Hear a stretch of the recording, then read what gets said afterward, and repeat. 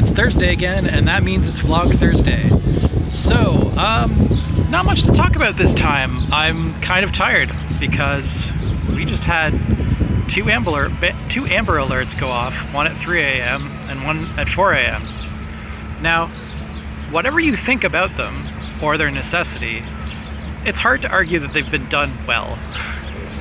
The way that they've been implemented on phones is very inconsistent, and I'm not even sure if it's the phone vendor or if it's the government Ontario or if it's the provider like your mobile carrier who are responsible for how the apps are set up.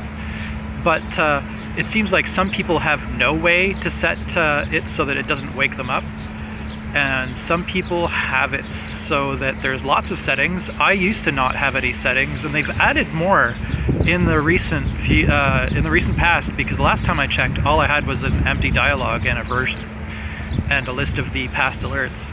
This time around, I actually get more granular settings, and it's actually really nice because for me, when I'm woken up in the middle of the night, I get an adrenaline spike, like a panic, and it's very hard to sleep. Like, I can't get back to sleep for hours.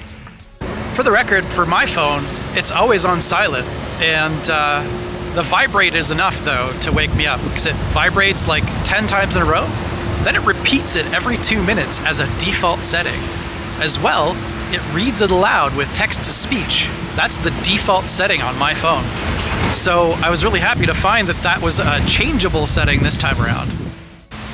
That setting is the best of both worlds for me, because then I can still get the alerts and know about these things, but it won't ring every 2 minutes or vibrate every 2 minutes, and it won't do text-to-speech, which I don't need it to read to me. I can read. That actually is really helpful. So yeah, I've been up since 3. And that's not fun, and it also endangers more lives than it saves at that point, because you're causing people to go into traffic overtired, which is also something the police can pull you over for, which causes more accidents. You know, it's not good. Nobody wants that, not even the parents who want to find their kids. Thankfully this time kids were fine. They were just with, you know, grandpa who had dementia. Glad they're safe.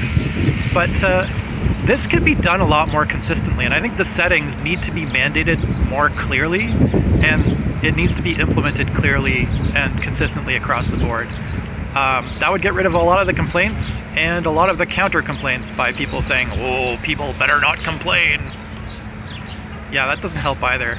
You're not a helpful person. I mean, I get why you're trying to be defensive of it, because it is a helpful service, and I'm glad that we use it, but we need to do it right so it's actually effective. Anyway, aside from that and being tired, this week I've actually done a little more work on Tank Wars, so that's cool. I've been just, you know, looking at the Trello board and trying to hack the menu. The menu system is a little more complicated than I thought it would be. Some things were harder than I thought they should be, like simple things like a rollover state of a button was really hard to trigger, and I actually had to use a really weird method. Like, I'm a web developer, usually on mouse over is just a built-in thing that you get for free and it works. Not so in Unity. No, you need to like use a specific component and then, you know, apply that component to everything that needs a hover, and then use that to trigger a function to run. So that was not fun, but interesting, I guess. It took me an entire sort of Pomodoro, an entire evening of working to figure that one out. Yeah, well, I guess that's all for this Thursday. Have a great day. Bye.